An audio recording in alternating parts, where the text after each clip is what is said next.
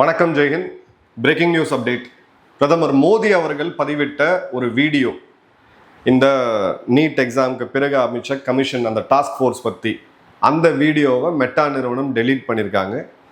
பிறகு அது மிகப்பெரிய சர்ச்சையாகி அப்புறம் பார்த்தீங்க அப்படின்னா இல்லை அது ஏதோ ஒரு ஆப்ரேஷன்லாம் தவறு நடந்துச்சு, டெலீட் ஆகிடுச்சு, நாங்கள் திரும்ப போட்டோம் அப்படின்னு சொல்லி போட்டிருக்காங்க. ஆட்டை கடிச்சு மாட்டை கடிச்சு கடைசியில் மனுஷனை கிடைக்கக்கூடிய கதையாக போயிருக்கு. 140 கோடி மக்கள் இருக்கக்கூடிய இந்த நாட்டோடைய தலைவன் போட்டிருக்கக்கூடிய போஸ்ட்டு, அதுவும் என்னென்ன ஆக்ஷனை எடுத்திருக்காங்கன்னு சொல்லி கவர்மெண்ட் எடுத்திருக்காங்கன்னு சொல்லி பிரதமருடைய ஐடியிலிருந்து போட்ட போஸ்ட்டை ஒரு சாதாரண கார்ப்பரேட் நிறுவனம் டெலீட் பண்ணக்கூடிய அளவுக்கு இன்னைக்கு சூழல் இருக்கு. இந்த ஒரு சூழ்நிலையை கிட்டத்தட்ட 2021 நம்ம தொடர்ந்து வலியுறுத்திட்டு இருந்தோம். எப்படி வலியுறுத்தணும்? நம்மளுடைய வீடியோஸ் மூலியமா சம்பந்தப்பட்ட அதிகாரிகள் சில டைம் அமைச்சர்களை நேரில் சந்திக்கும் போது இந்தாங்க சார் இது மாதிரியான பிரச்சனைகள்லாம் இருக்கு அப்படின்னு சொல்றது மூலியமா, மூணாவது இதுக்கு உண்டான திங்க் டேங்க்ஸு ஃபாரம்ஸு இதில் பேசுறது மூலியமா, இது நம்ம கிடையாது, ஆயிரக்கணக்கான தேசபக்தர்கள் பெரிய பெரிய தொழில்நுட்ப வல்லுநர்கள் இதோட சப்ஜெக்ட் மேட்டர்ஸ் எக்ஸ்பர்ட்ஸ் எல்லாமே சொன்னாங்க. 2 துறை இதை ஹேண்டில் பண்ணிட்டு இருக்கு. ஒன்று ministry of information and broadcasting, இன்னொன்று மெய்டி. இப்போ இந்த பதிவை பிரதமர் போட்ட பதிவு ஆக்ஷன் டாஸ்க் ஃபோர்ஸ் 6 பேரோட கமிட்டி ஃபோர்ஸ் அமைச்சிருக்கோம், அவங்க என்னென்னலாம் ஆக்ஷன் எடுப்பாங்கன்னு போட்ட வீடியோவை டெலீட் பண்ணிட்டு அதன் பிறகு அவங்க ஒரு எக்ஸ்பிளனேஷன் கொடுக்குறாங்க. இது ஆப்ரேஷனலாக தவறுதலாக டெலீட் ஆயிருச்சு அப்படின்ட்டு, அல்காரிதம் ஒரு ஏஐ பேஸ்டாக போய் டெலீட் ஆயிருச்சுன்ட்டு. ஓகே, இப்போ மெய்டி இவங்களுடைய அதிகாரிகளை சம்மன் பண்ணியிருக்காங்க. இதை விட நமக்கு ஒரு அவமானம் இருக்க முடியுமா அப்படின்னு கேட்டிங்கன்னா கண்டிப்பாக எனக்கு தெரியல. 2021 நைஜீரியாவுடைய அதிபர் அவர் போட்ட ஒரு எக்ஸ்தல பதிவை, அன்னைக்கு ட்விட்டராக இருந்துச்சு, அந்த பதிவை ட்விட்டர் நிறுவனம் டெலீட் பண்ணாங்க. டெலீட் பண்ண ஒரு நாளில் அந்த நாடே கொந்தளிச்சது. பிறகு அந்த அரசாங்கம் கிட்டத்தட்ட 4 வருடம் கம்ப்ளீட்டாக ட்விட்டர் தளத்தை பேன் பண்ணி வச்சாங்க நைஜீரியாவில். இப்போ மீண்டும் ட்விட்டர் எலான் மஸ்க் அவர்கள்கிட்ட வந்த பிறகு அந்த ட்விட்டரை ரீஇன்ஸ்டேட் பண்ணாங்க. நைஜீரியா ஒரு தேர்ட் வேர்ல்ட் கண்ட்ரின்னு இங்கே எல்லாம் உலகம் முழுக்க சொல்லுவாங்க. ஆனால் அவங்க ஒரு ஸ்ட்ராங்கான ஆக்ஷனை எடுத்தாங்க அப்படின்றத பார்க்குறோம். நாமளும் உடனடியாக போய் ஃபேஸ்புக்கை பேன் பண்ணோமா? கண்டிப்பாக பண்ண முடியாது.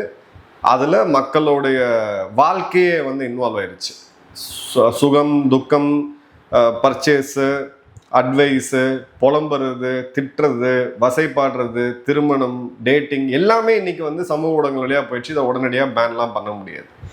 பட் நம்ம கேட்கக்கூடிய ஒரு முக்கியமான கேள்வி, இப்போ இந்த டீட்டெயில் நம்ம என்ன ஆச்சுன்றதை பார்க்குறோம். 23ஆம் தேதி ஜூலை ஃபேஸ்புக்கில் அவர் ஒரு வீடியோ போடுறாரு. 36 நாள் இந்த சிஜேபியோட ப்ரொட்டஸ்ட்டுக்கு பிறகு நேரடியாக அந்த வீடியோவை நேரடியாக மக்கள்கிட்ட பேசுகிறார், அந்த ஜென்சிஸ்ட்டை பேசுகிறார். 28ஆம் தேதி ஜூலை அதிகாலையில் இந்த வீடியோ பிளாக்ட் ஆக்சஸ் ரெஸ்ட்ரிக்டட்னு காமிக்குது. ரெஸ்ட்ரிக்டட் இன் இந்தியா அப்படின்னா இந்தியாவில் இருக்கக்கூடிய யாரும் அந்த பதிவை பார்க்க முடியாது. யாரோட பதிவு? பிரதமரோட பதிவு. எந்த ஐடியிலேருந்து வருது? பிரதமரோட அதிகாரப்பூர்வமான ஐடியிலேருந்து வருது. அதன் பிறகு மெட்டாவோடைய மெசேஜ் இவங்க என்ன சொன்னாங்கன்னா, the attached media isn't available in your region due to legal request. சட்டப்பூர்வமா நடவடிக்கை எடுக்கணும்னு வந்த கோரிக்கையின் பேர்ல இந்த ஒரு குறிப்பிட்ட பதிவை உங்க நாட்டில் நாங்க காமிக்கல அப்படின்ட்டு.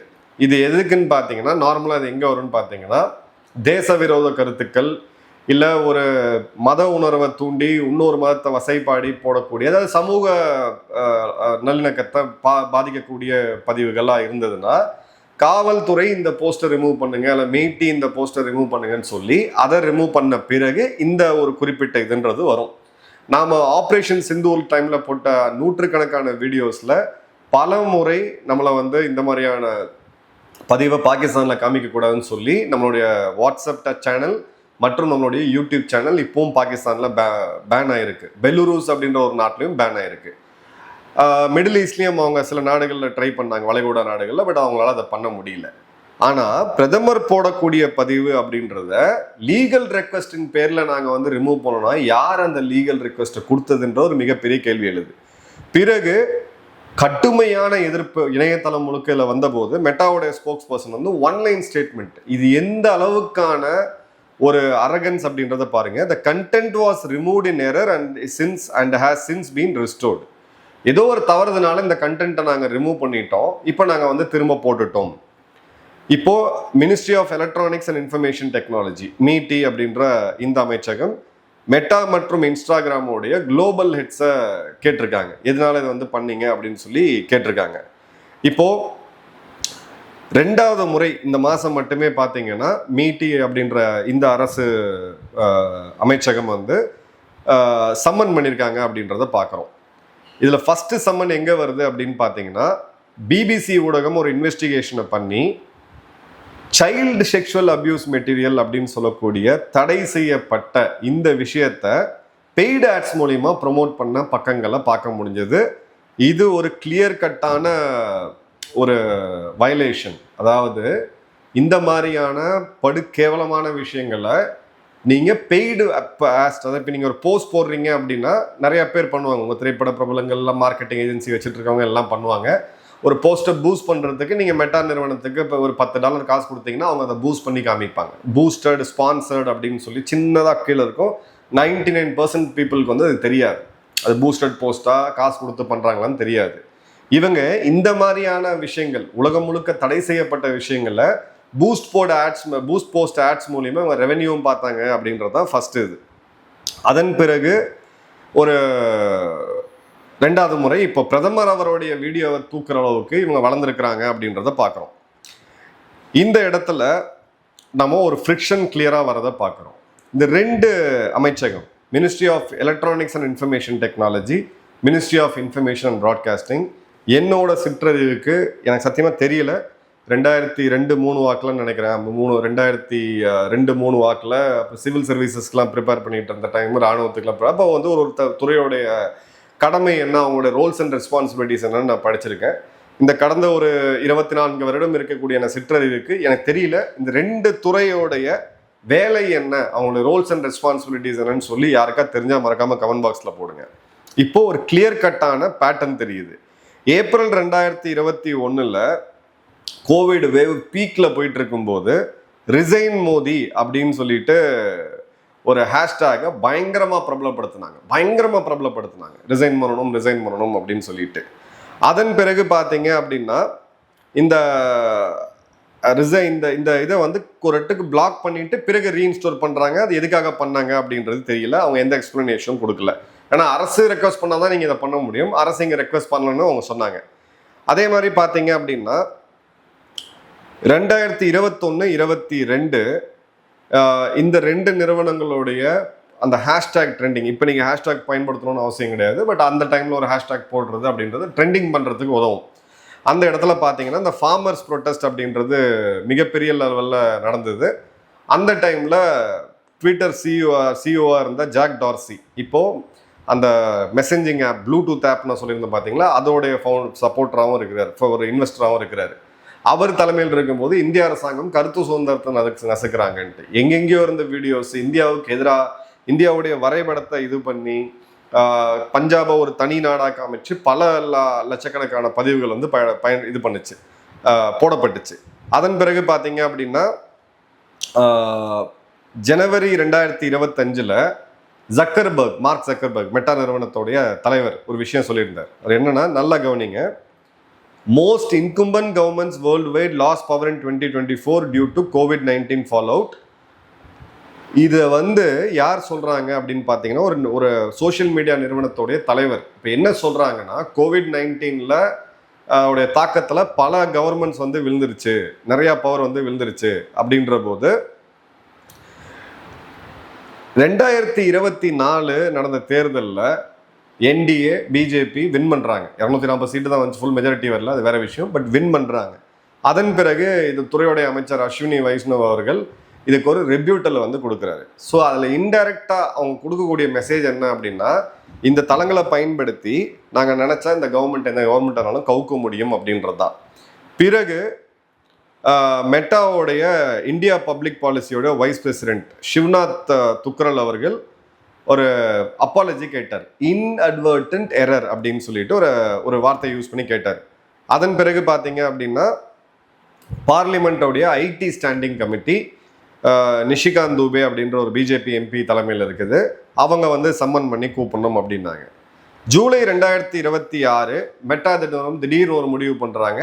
வாட்ஸ்அப்பில் உங்களுக்கு வந்து யூசர் நேம் @ அப்படின்னு யூசர் நேம் போட்டுக்கலாம், மொபைல் நம்பரே தேவையில்லை அப்படின்ட்டு. இதோட பற்றி நம்ம ஏற்கனவே ஒரு டீட்டெயில் வீடியோ பார்த்தோம். அதன் பிறகு மீட்டி நிறுவனம் மெட்டா நிறுவனத்தை ஹோல்ட் பண்ண சொல்கிறாங்க. இல்லை எங்களுக்கு முதல்ல விளக்கம் கொடுங்க அப்படின்னு சொல்லிட்டு. இப்போது இன்ஸ்டாகிராமில் இந்த சிறுவர்கள் சம்மந்தப்பட்ட அந்த மோசமான ஆட்ஸ் அதை போஸ்ட் பண்ணுறதுக்கு உள்ளே வந்திருக்கிறத பார்த்தோம். 28 ஜூலை ஹைட்ஸு பிரதமருடைய போஸ்ட்டை டெலீட் பண்ணுற அளவுக்கு இவங்க வளர்ந்து நிற்கிறாங்க. இந்த ஹிஸ்ட்ரியை நீங்கள் நல்லா கவனிச்சிங்க அப்படின்னா அரசாங்கம் ரியாக்ஷன் மோடில் தான் இருக்கிறாங்க. இவங்க என்ன பண்ணிட்டு இருக்காங்க, உலகத்திலேயே அதிகமான ஃபேஸ்புக் பயனாளிகள் இந்தியாவில், இன்ஸ்டாகிராம் பயனாளிகள் இந்தியாவில், எக்ஸ்தல பயனாளிகள் இந்தியாவில், வாட்ஸ்அப் பயனாளிகள் இந்தியாவில், டெலகிராம் பயனாளிகள் இந்தியாவில், லிங்க்டின் பயனாளிகளும் இந்தியா தான். இப்போ இந்த அமெரிக்கன் நிறுவனங்களுடைய எல்லா நிறுவனங்களுடைய கேஷ் கவ், இந்த பணத்தை கொடுக்கறது இந்தியாவில் தான். இங்கிருந்து அவ்வளோ வருமானத்தை, கோடிக்கணக்கு வருமானத்தை அவங்க எடுக்கிறாங்க. இப்போ இந்த இடத்துல நீ வருமானத்தை எடுக்கும் பொழுது ஒரு அரசாங்கத்தையே கவுக்கக்கூடிய அளவுக்கு நாங்கள் வந்து எந்த வேணா ட்ரெண்ட் பண்ணுவோம் அப்படின்ற போது, இப்போ ஒரு ட்ரெண்டிங்னா என்ன, ஒரு பேசிக் புரிதலுக்காக நான் சொல்றேன். நம்ம சேனல்ல ஆடியோ சரியில்லை அப்படின்னு சொல்லி ஒரு கமெண்ட் வரும். நிறைய பேர் இந்த கமெண்ட்டை போடுவாங்க. ஸோ நம்ம கமெண்ட்ஸ்ல போய் நம்ம பேக் எண்ட்ல போய் அந்த சம்மரியை போய் எடுத்தோம், சம்மரி எடுத்தோம்னா அது என்ன சொல்லணும்னா, நம்மளுடைய வியூவர்ஸ் எல்லாமே நம்மளோட எம்எம்கே குடும்பத்தில் இருக்காங்க, இன்னைக்கு வந்து இந்த குறிப்பிட்ட விஷயத்த ஹைலைட் பண்ணியிருக்கிறாங்க, வால்யூம் சரியில்லை அப்படின்ட்டு. இப்போ ஒரு எக்ஸாம்பிள், நான் தவறான ஒரு விஷயத்த ஏதாவது சொல்லியிருந்தேன் அப்படின்னா அதில் நிறைய பேர் நீங்கள் வந்து கமெண்ட்ல சுட்டி காட்டுவீங்க, அது சொன்னீங்க இந்த இடத்துல தவறாக சொல்லியிருக்கீங்கன்னு எடுத்துக்காட்டுது. எப்படி வருது, நிறையா பேர் ஒரே விஷயத்த உண்மையான மனிதர்கள் பதிவிடும் போது அதை எடுத்து அதை முன்னாடி வந்து காமிக்கும். இதுதான் ட்ரெண்டிங், டாப்ல வந்து நிற்கும். ஆனால் இவங்களுடைய அல்காரித்தம் எப்படி ஒர்க் ஆகுது அப்படின்றது யாருக்குமே தெரியாது. பிரதமருடைய பேச்சு அதில் துளி கூட ஏதோ ஒரு இடத்துல அவர் தவறாக பேசினாரா அப்படிலாம் எதுவுமே கிடையாது. பிரதமருடைய மறைந்த தாயாரில் ஆரம்பித்து எந்த அளவுக்கு கேவலமான பதிவுகள் அப்படின்னு பார்த்தீங்கன்னா கொட்டி கிடக்கும். இப்போ இதே போய் நீங்கள் நம்மளுடைய முதல்வர் விஜய் அவர்களுடைய பற்றி எடுத்து பார்த்தீங்கன்னா அவருடைய தனிப்பட்ட வாழ்க்கையை பற்றி, இதை பற்றி, அதை பற்றி கொட்டி கிடக்கும். இதெல்லாம் வந்து கம்யூனிட்டி கைட்லைன்ஸ்ல போல. ஆனால் பிரதமர் போட்ட ஒரு வீடியோவில் நீங்கள் வந்து வயலேஷன் அப்படின்னு போட்டு லீகல் ரெக்வஸ்ட்னு போட்டு நீங்கள் தூக்கிட்டு அதுக்கு ஒரு லைன் ஆன்சர். என்ன ஒரு அராஜகம் பாருங்க, என்ன ஒரு ஆணவம்னு பாருங்க, ஒரு லைன் ஆன்சர். அப்போ இது வந்து பிரதமர் சம்மந்தப்பட்ட விஷயம் கிடையாது. இங்கே பிரதமர் மன்மோகன் சிங் அவர்களாக இருக்கட்டும், இல்லை ராஜீவ்காந்தி அவர்களாக இருக்கட்டும், நம்மளுடைய கருத்து ஒன்றுதான். 140 கோடி மக்களுடைய பிரதிநிதி, மக்களுடைய ரெப்ரசன்டேட்டிவ் லீடர், ஒரு நாட்டோடைய தலைவர், உலகத்தோடைய 5வது மிகப்பெரிய பொருளாதாரத்தோடைய தலைவர், ஒரு மிகப்பெரிய ஒரு சக்தியோடைய தலைவர். இது எந்த ஒரு ரெகனேஷனும் இல்லை. நான் ஒரு லைன்ல உங்களுக்கு கொடுப்பேன் அப்படின்னா சாமானிய மக்களான நம்மளை பத்தி நம்ம வந்து கிளியர் கட்டா பார்க்கலாம் என்ன இருக்குன்னு சொல்லிட்டு. நைஜீரியா இன்சிடென்ட் உங்களுக்கு நான் சொன்னேன்.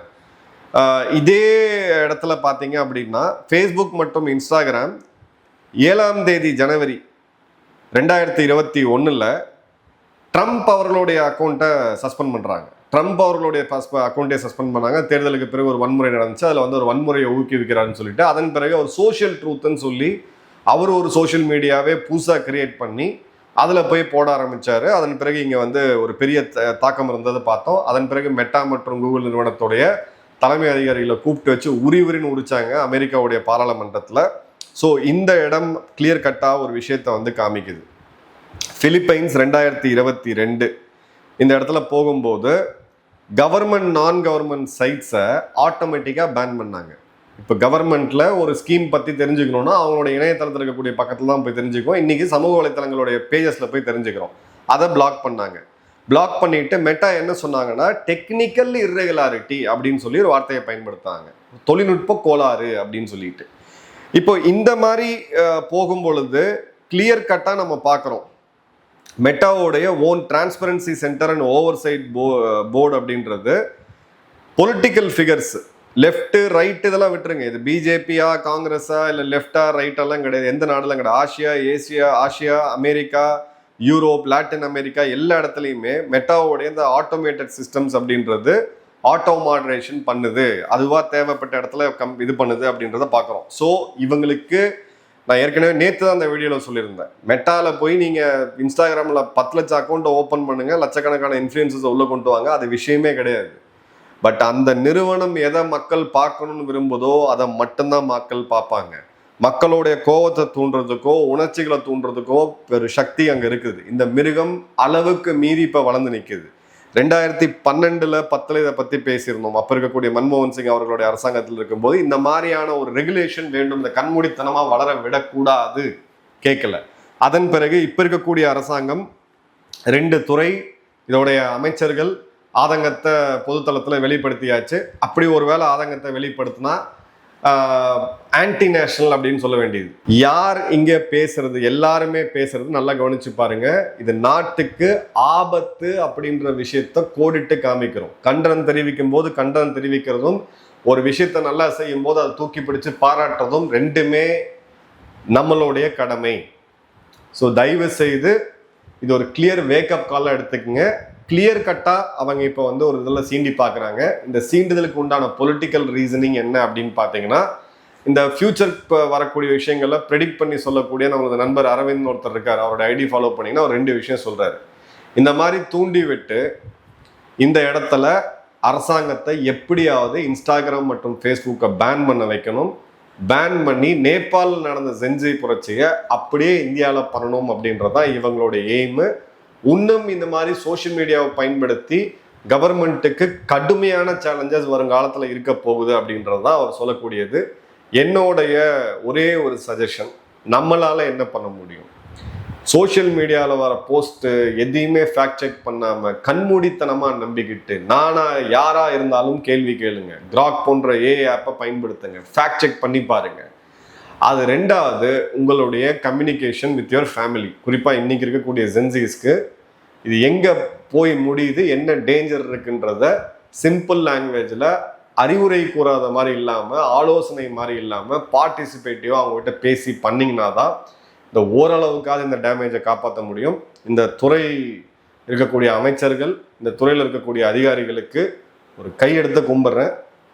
ஏதாவது பண்ணி இதை ஒரு ரெகுலரைஸ் பண்ணக்கூடிய வழியை பாருங்கள். நன்றி, வணக்கம், ஜெய்ஹிந்த்.